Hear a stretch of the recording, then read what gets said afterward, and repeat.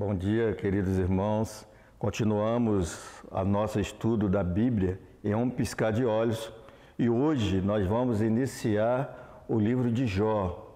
Nós terminamos os livros históricos e hoje nós teremos começando o livro, muitos chamam poético, de sabedoria. Lá, para os judeus, essa parte da Bíblia, ela é conhecida como sabedoria e poesia e também os conjuntos de Ketuvins. Ketuvins são obras que eles separaram sobre a Bíblia. E tudo que nós vamos estudar a partir de agora, nós vamos perceber que o período histórico acabou em Esther e tudo que nós formos ler a partir de agora, nós iremos estudar coisas que estão relacionadas aos períodos históricos. Tanto a sabedoria, como a poesia, como os profetas, eles sempre vão estar relacionados à história que aconteceu desde Moisés, que tirou o povo do Egito, até Esther. Então, tudo que aconteceu de agora para frente sempre vai estar relacionado dentro desse período da história. O livro de Jó, nós vamos começar com um pouco para saber o estilo do livro de Jó, que é a sabedoria de Jó apresenta um outro estilo literário, sapiencial, de sabedoria, na forma de monólogos e diálogo. Explora também a linguagem poética e é vista como uma das obras mais belas da literatura universal. Os textos sapienciais e poéticos de Israel fazem parte do terceiro grande conjunto dos livros do cânon do Antigo Testamento, que chamamos eles de escritos. É a parte desse cânon considerada mais recente, pois os livros que compõem abarcam na sua organização final dos séculos IV ao século III a.C. aproximadamente. Ela é chamada em hebraico de Ketuvim, que significa escritos. Os pais da igreja chamaram esse conjunto em grego de hagiografia, que significa escritos sagrados. Lutero chamou essa parte do Antigo Testamento de livros didáticos, provavelmente se referindo ao caráter pedagógico e instrutivo da obra. Nós sabemos que as escrituras usadas no período do Novo Testamento já continham esse conjunto, pois o próprio Jesus Cristo mencionou os escritos e sua autoridade com a escritura sagrada. Depois lhe disse: isso é que vos dizia quando ainda estava convosco. Era necessário que se cumprisse tudo o que de mim está escrito na lei de Moisés, nos profetas e nos salmos. Encontramos isso em Lucas 24, 44. Quanto à cronologia do livro de Jó, só podemos especular sobre o assunto, uma vez que há poucos indícios que favorecem o reconhecimento da sua obra. O livro de Jó menciona o Egito, o papiro, a quesita como dinheiro, Jó 42 homens, bem como Josué 24, 32, fazem menção a quesita, um lingote de prata utilizando como dinheiro, o que poderia vincular o tempo de Jó a um período recentemente anterior a Josué. A maioria das traduções para quesita se refere genericamente a dinheiro. Para certificar-se da tradução correta, veja a referida passagem nas concordâncias de Strong. Mas esse elemento não são só em si suficiente para identificar seu tempo. Um dado que poderia nos orientar quanto à data de sua existência se refere à duração de sua vida, supostamente 210 anos, conforme veremos adiante. Se de fato Jó viveu 210 anos, poderia situá-lo próximo à geração de Tera, pai de Abraão, dado que pode nos sugerir, esta hipótese pode ser consultada no capítulo que trata sobre a sua duração das vidas dos homens antes do dilúvio.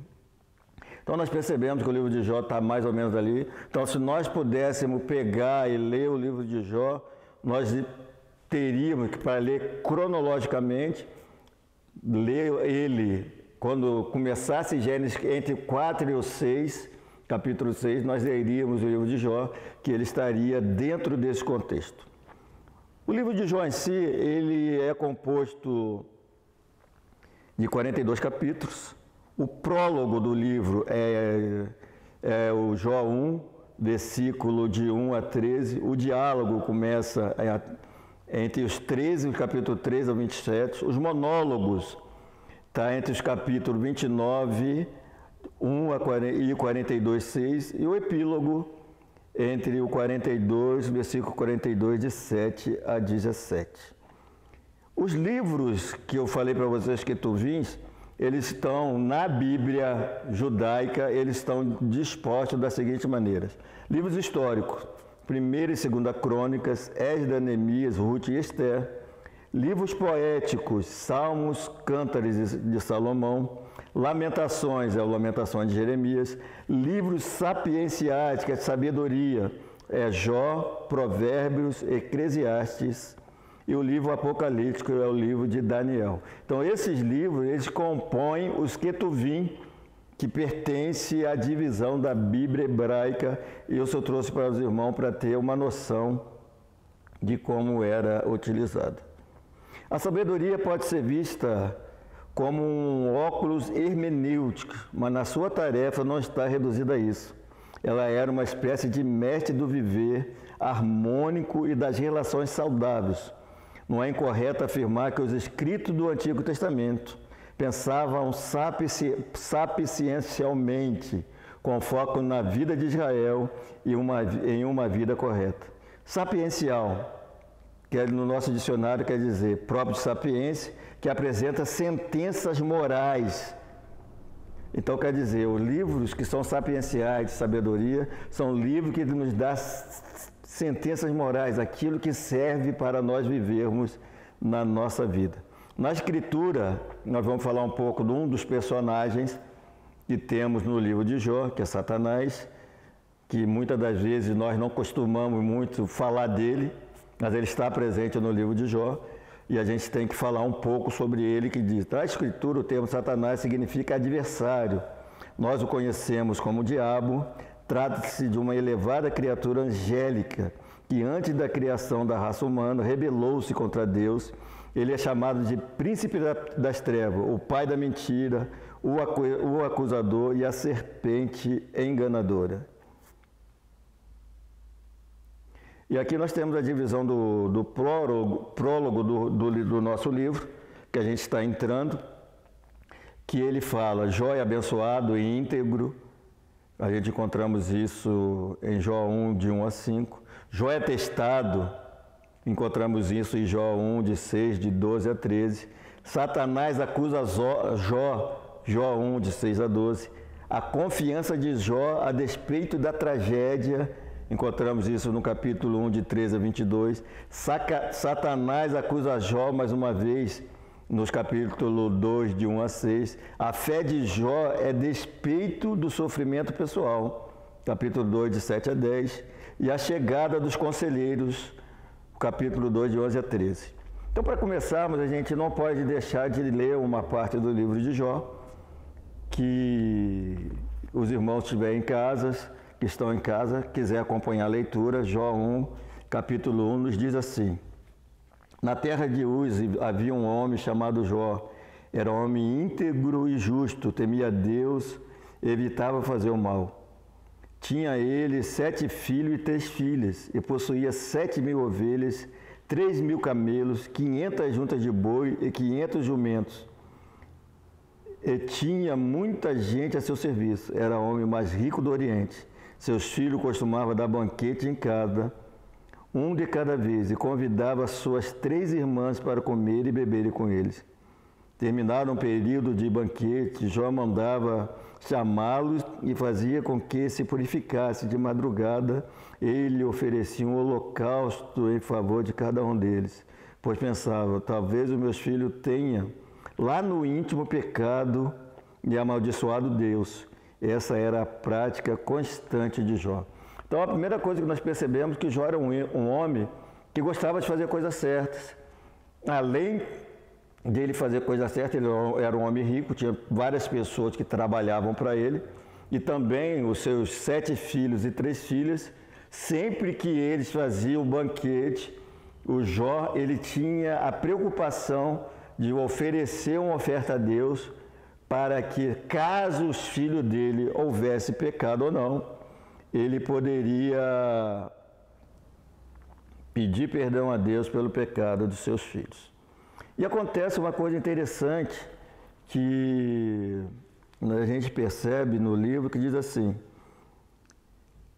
que naquela época, não é do nosso costume, é que os seres celestiais se apresentavam a Deus, acredito que é para dar um relatório, e é interessante a gente ler esse relato que diz assim: certo dia os anjos vieram apresentar-se ao Senhor, e Satanás também veio com eles. O Senhor disse a Satanás: de onde você veio? Satanás respondeu ao Senhor: de perambular pela terra e andar por ela. Disse então o Senhor a Satanás: reparou em meu servo Jó? Não há ninguém na terra como ele, irrepreensível, íntegro, homem que teme a Deus e evita o mal. Será que Jó não tem razões para temer a Deus? Respondeu Satanás. Acaso não puseste uma cerca em volta dele, a família dele, tudo que ele possui? Tu mesmo tem abençoado tudo que ele faz, de modo que os seus rebanhos estão espalhados por toda a terra. Mas estende a sua mão e fere tudo que ele tem, e com certeza ele amaldiçoará na tua face. O Senhor disse a Satanás: pois bem, tudo que ele possui está nas suas mãos, apenas não toque nele. Então Satanás saiu da presença do Senhor. Então nós percebemos aqui que aqui é um diálogo entre Deus e Satanás.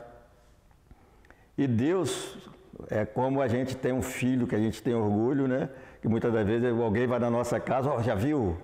Eu não posso citar outra aqui, se não é o meu filho Paulo, né? Alguém vai falar assim: já viu o Paulo, como que está na igreja, está pregando bem, está legal. E nesse contexto, a primeira coisa que Satanás pergunta, é muito fácil, né? Você cercou ele de tudo, deu riqueza, deu família, e com certeza ele tem que ser grato a Deus por tudo isso que você deu a ele. Não tem como ele não ser grato e fazer a coisa certa. E de repente Deus permite que Satanás retire tudo dele. Mas tem uma coisa interessante ali que ele fala, que somente nele não toque. A primeira vez Deus fala que ele não pode tocar em Jó. Satanás então, com a ordenança de Deus, ele permite que Satanás aflige a Jó. E foi o que acontece. Que a gente não precisa ler. Nós percebemos que ali começa a ter tragédias, os seus filhos morrem, o seu gado é roubado, e acontece várias situações na vida de Jó que ele fica alarmado com tudo isso. E a gente percebe que muitas das vezes a gente pergunta, eu acredito que a maior pergunta do ser humano é por que acontecem coisas ruins nas nossas vidas, né? É a grande pergunta, é o grande X da questão, é por que acontece coisas ruins nas nossas vidas. E nós percebemos aqui, uma das coisas que nós percebemos aqui, que nem sempre uma coisa acontece na nossa vida é porque que nós fizemos algo errado, é porque que nós pecamos, ou é porque que a vida acontece coisa ruim com todo mundo e nós estamos dentro desse contexto. Aqui neste caso, com a vida de Jó, foi Deus que conhecia a integridade de Jó, permitiu que Satanás tocasse na vida dele. E nós percebemos que mesmo Jó perdendo tudo isso, os seus filhos, os seus bens, sua riqueza, ele não blasfemou. E nós percebemos aqui assim, no capítulo 19, no capítulo 20 diz assim: ouviu isso, Jó levantou-se, rasgou o manto e a roupa e rapou a cabeça. Então prostrou-se com o rosto em terra em adoração e disse: saí nu do ventre da minha mãe e nu partirei. O Senhor Deus, o Senhor levou, louvado seja o nome do Senhor. Em tudo isso, Jó não pecou e não culpou a Deus de coisa alguma. Então nós percebemos que Jó, na tragédia que ele teve na sua vida, em momento algum ele blasfemou. Por que ele perdeu seus bens? O que ele entendeu? Será que nós somos capazes disso? Que diz assim, saí nu do ventre da minha mãe e nu partirei. O Senhor deu, o Senhor levou, louvado seja o nome do Senhor. Em tudo isso, Jó não pecou e não culpou a Deus de coisa alguma. E continua ainda a segunda parte, né, da aprovação de Jó, que no outro dia os anjos vieram novamente apresentar-se ao Senhor, e Satanás também veio com eles para apresentar-se. O Senhor perguntou a Satanás, de onde você veio? Satanás respondeu ao Senhor, de perambular pela terra e andar por ela. Disse então o Senhor a Satanás novamente, reparou em meu servo Jó, não há ninguém na terra como ele, irrepreensível, íntegro, homem que teme a Deus e evita o mal. Ele se mantém íntegro, apesar de você me haver instigado contra ele para arruiná-lo sem motivo. Pele por pele, respondeu Satanás, um homem dará tudo o que tem por sua vida. Estende a sua mão e fere a sua carne e os seus ossos, e com certeza ele te amaldiçoará na sua face. O Senhor novamente disse a Satanás, pois bem, ele está nas suas mãos, apenas poupe a vida dele. Olha só que interessante nesse contexto que nós percebemos, é que Deus mais uma vez permite que Satanás prove a Jó. Mas é interessante que dessa vez ele fala que você pode ferir a Jó, mas só que tem poupe a vida dele. Só imagina o poder que Deus deu a Satanás de ferir a vida de Jó. O que Satanás não fez com a vida dele para que ele fosse afligido, para que ele chegasse ao ponto de blasfemar contra Deus e pedir sua morte. Mais uma vez a gente retorna. Deus conhece o coração do homem. E Deus sabia que mesmo ele sendo ferido na própria carne, ele não iria blasfemar contra o seu nome. E aqui continua. Saiu, pois, Satanás da presença do Senhor e afligiu a Jó com feridas terríveis, da sola dos seus pés aos altos da cabeça. Então Jó apanhou um caco de louça e com ele se raspava sentado entre as cinzas. Meu irmão, imagina você, um homem poderoso, que tem servos a seu lado, que tem riquezas, que tem filhos, que é um fazendeiro bem-sucedido. De repente, de um dia para o outro, ele perde toda a sua riqueza, ele fica doente, ele precisa, para aliviar a chaga do seu corpo, pegar um caco e passar no seu corpo para raspar, para que as feridas fossem aliviadas. E nesse contexto nós temos uma coisa bem interessante. Imagina bem Jó, a esposa de Jó entra nesse contexto da história, né? Agora você imagina bem também, uma mulher que está acostumada com riqueza, com servos, com todos, vamos dizer assim, a seus pés, né? De repente ela perde tudo. E ela vê, além de perder tudo, ela começa a perceber e vê que seu marido sofrendo. Então o que ela faz? Poxa, eu preciso acabar com o sofrimento do meu marido. Já chega que ele perdeu todos os seus bens, todas as suas riquezas, perdemos os nossos filhos, a mágoa, a tristeza de perder um filho.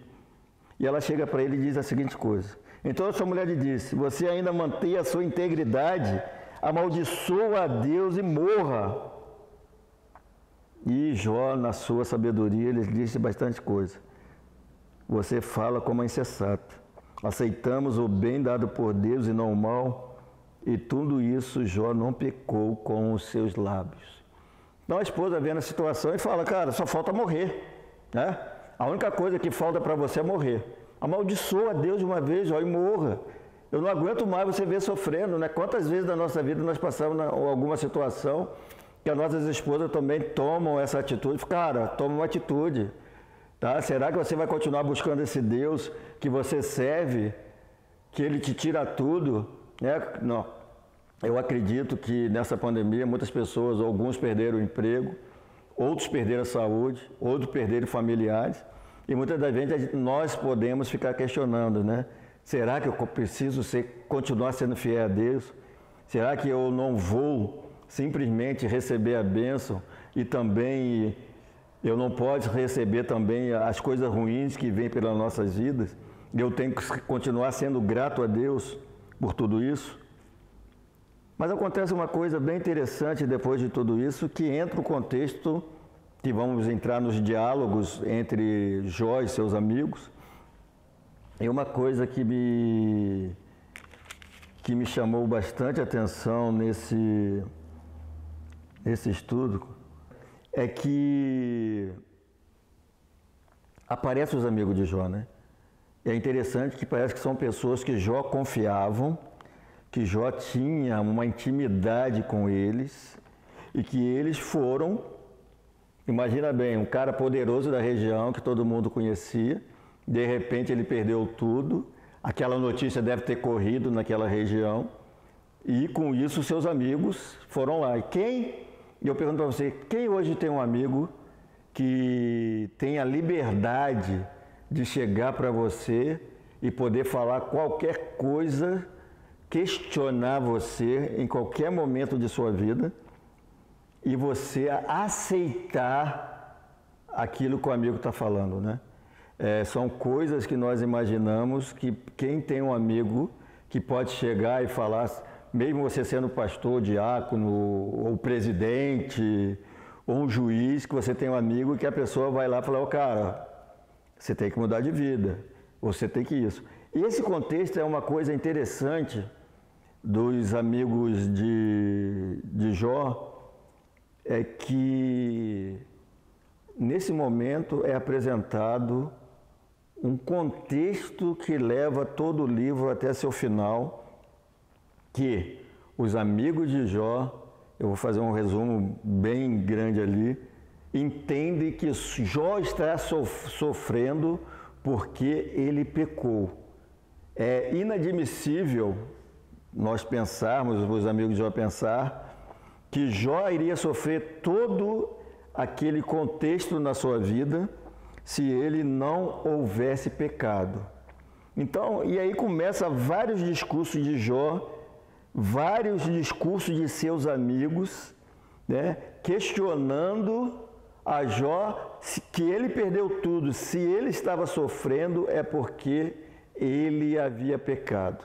Então nós temos o discurso de Elifas, nós temos o discurso de Bildade, de Zofar, nós temos o segundo discurso de Elifas, nós temos o segundo discurso de Bildade, o segundo discurso de Zofar. Todos esses discursos, eles tentam convencer Jó que ele havia pecado, que ele estava recebendo alguma punição porque ele havia pecado. Então nós percebemos aqui que naquele contexto, fala assim, era impossível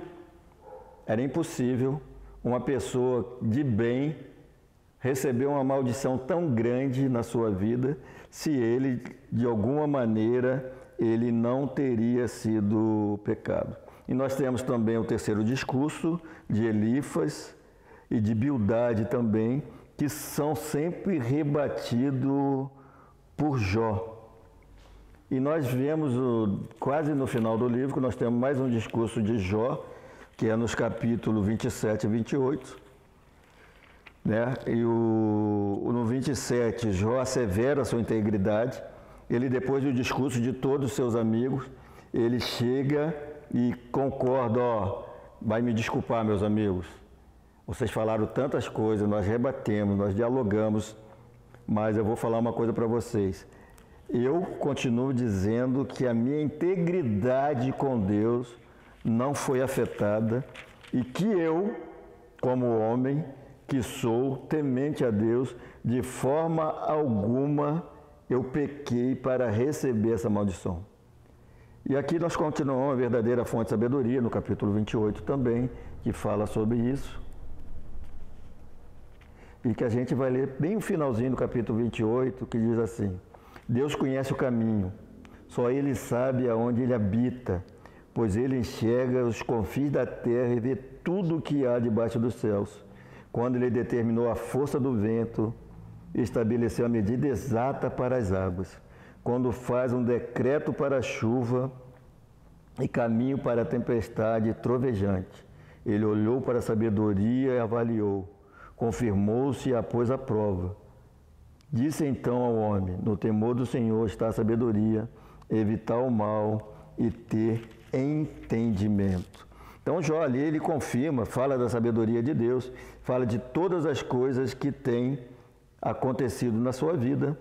E ainda, apesar de toda essa tragédia que acontece, a gente tem ali Jó, depois de todo aquele discurso, nos versículos 28, 29 a 31, Jó faz uma oração, né? E no capítulo do título, ele desonra o sofrimento presente e não a benevolência. Então Jó ainda, apesar de toda a sua tragédia, com tudo isso, ele ainda faz uma oração. E no capítulo 32 entra outro personagem, que é o Eliú, que era o mais novo entre eles. Ele faz 4 discursos, que vai entre os capítulos 32 ao 37. Eliú também, ele entende que pode estar, ele deveria ser daquele grupinho de amigos de Jó, o mais novo do contexto, que ele também fala. Então, nós entramos no capítulo do 38, que depois de toda essa discussão entre os amigos de Jó, de todos os debates que houve depois da oração de Jó, entra o Senhor nosso Deus fala. Então o Senhor respondeu a Jó no meio da tempestade e disse: quem é esse que obscurece o meu conselho com palavras sem conhecimento? Prepara-se com simples homem, vou fazer pergunta a vocês e você me responderá. Onde você está quando lancei os alicerces da terra? Responde-me, se é que você sabe tanto. Quem marcou os limites das suas dimensões? Talvez você saiba. E quem estendeu sobre ele a linha de medir e os seus fundamentos, sobre que foram postos? E quem colocou sua pedra de esquina, enquanto as estrelas matutinas juntas cantavam e todos os anjos se regozijavam? Então Deus questiona Jó e pergunta: cara, onde você estava quando eu fiz o fundamento da terra? Quem é você, vamos dizer assim, né? Quem é você para dizer o que está acontecendo de certo ou errado, né? E o Senhor questiona. E continua ainda no versículo 40, disse assim: disse ainda o Senhor a Jó: aquele que contente com Todo-Poderoso pode repreendê-lo. Que resposta a Deus aquele que o acusa? Então Jó respondeu ao Senhor: sou indigno, como posso responder-te? Põe a mão sobre a minha boca. Falei uma vez, mas não tenho resposta. Sim, 2 vezes, mas não direi mais nada. Depois o Senhor falou a Jó no meio da tempestade: prepara-se como um simples homem que é, e eu farei perguntas e você me responderá. Você vai pôr em dúvida a minha justiça? Vai condenar-me para justificar-se? Seu braço é como de Deus e a sua voz pode trovejar como a dele. Adorna-se então de resplendor e glória, e vista-te de majestade e honra. Derrame a fúria de sua ira. Olhe para todo orgulho e lança-se por terra. Olhe para todo orgulho e humilha-o. Esmaga os ímpios onde estiverem. Então Deus questiona Jó sobre todo aquilo que ele fala, e ele mostra o seu senhorio e a sua majestade sobre todas as coisas que Jó estava passando. E no capítulo 42, no finalzinho do livro, a reação pertinente de Jó é a seguinte: então Jó respondeu ao Senhor: sei que pode fazer todas as coisas, nenhum dos teus planos podem ser frustrados. Tu perguntas: quem é esse que obscurece o meu conselho sem conhecimento?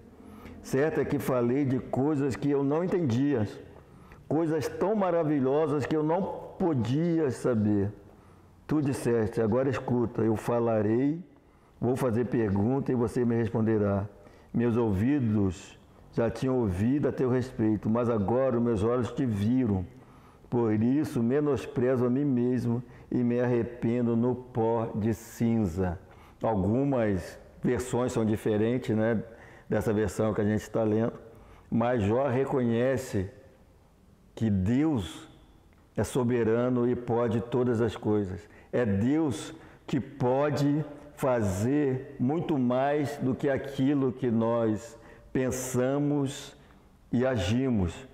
E é assim que Deus age na vida dos seus. E depois de tudo isso, a gente vê que Jó é restaurado.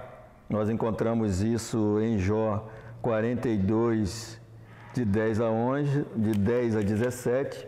E a gente vai ler aqui o versículo 7 e 9, diz assim: Depois que o Senhor disse essas palavras a Jó, disse também a Elifaz de Tema: Estou indignado com você e com seus 2 amigos, pois vocês não falaram o que é certo a meu respeito, como fez meu servo Jó.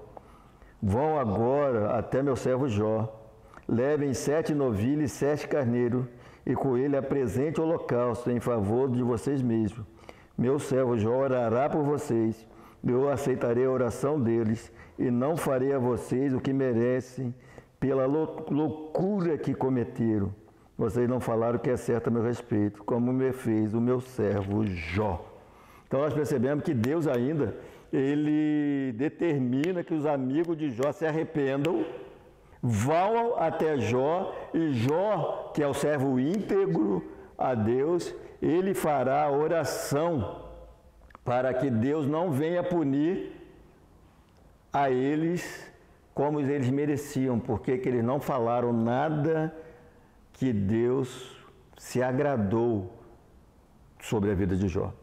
A aplicação que nós temos aqui: Deus permitiu que Satanás ferisse Jó para provar que seu servo permaneceria fiel. Todos sabemos que Satanás é mentiroso, Jó nunca amaldiçoou a Deus, e Deus foi glorificado através da vida e da integridade de Jó. O beneplácito de Deus era recompensar seu servo. A firmeza de Jó era conhecida de Deus. Depois você lê na sua casa em Tiago 5, versículo 11. O clamor de Jó, contudo, defenderei o meu procedimento, por ser comparado ao de Jacó. Não te deixarei ir, se não me abençoares. Jesus em Jó. Assim como Jó, Jesus sofreu, foi escarnecido por seu povo e humilhado. Sofreu a morte de cruz, conforme Mateus diz assim: ele, um pouco mais para diante, prostrou-se sobre o seu rosto, orando e dizendo: Meu Pai, se for possível, passa de mim este cálice. Todavia, não seja como eu quero, mas como tu queres. Jesus também, ele perdeu a sua glória, ele se fez homem, nasceu numa manjedoura simples, habitou entre nós, foi rejeitado pelos seus, foi humilhado, sofreu a morte de cruz, e depois ele foi restaurado ao trono de nosso Deus Pai. Jesus venceu a morte e foi restituído à direita de Deus Pai Todo-Poderoso. E Jó também foi restituído de seus bens. Eis que vem com as nuvens, e todo olho verá, até mesmo que os trampassaram, e todas as tribos da terra se lamentarão sobre ele. Sim, amém. Eu sou o Alfa e o Ômega, o princípio e o fim, diz o Senhor, que é, que era e que há de vir, o Todo-Poderoso. Nós percebemos que o livro de Jó nos remete a Deus, nos remete a Jesus Cristo, que ele deixou seu filho vir, perdeu toda a sua glória, foi humilhado, e hoje ele foi restaurado, está à direita de Deus Pai Todo-Poderoso, aonde um dia há de vir julgar os justos e os injustos, e aqueles que reconhecem Jesus como seu único e suficiente Salvador, estará com ele na glória, cantando e regozijando por ele. Que Deus abençoe a nossa manhã de domingo, tenha uma semana abençoada, e que esse livro de Jó seja para mim e para você um reconhecimento que nem sempre na vida tudo que acontece com nós é porque que nós pecamos, mas é porque que muitas das vezes Deus permite que nós passamos alguma situação para que seu nome seja glorificado. Vamos orar? Senhor Deus, te agradeço pela oportunidade de estarmos aqui falando da sua palavra. falando de mais um livro que nós estamos estudando. Eu te peço, ó Deus, que Tu esteja com as nossas vidas, esteja com nossos passos, esteja com a nossa semana. Faça-nos, ó Deus, termos a disposição que Jó teve na sua vida. Nos ajude a Te servir, nos ajude a Te amar e nos ajude, ó Deus, a saber que Tu és soberano sobre a terra, só Tu és Senhor. É em nome de Jesus Cristo, Seu Filho, que agradecemos. Amém.